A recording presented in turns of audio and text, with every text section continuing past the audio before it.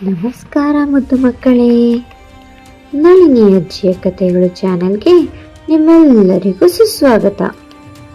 ನಾನು ನಿಮ್ಮ ನಳಿನಿ. ಪವಿತ್ರ ಸರಿಯೂ ನದಿಯ ದಂಡೆಯ ಮೇಲೆ ಅಯೋಧ್ಯೆ ಇತ್ತು. ಅದು ಅಜೇಯದ ನಗರ.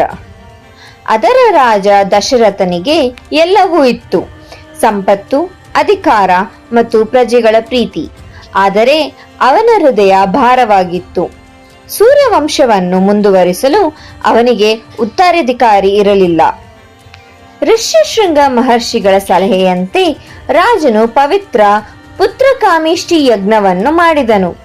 ಹೋಮದ ಜ್ವಾಲೆಯಿಂದ ದೈವಿ ಪುರುಷನು ಪ್ರಕಟನಾಗಿ ದಿವ್ಯ ಪಾಯಸದ ಪಾತ್ರೆಯನ್ನು ನೀಡಿದನು.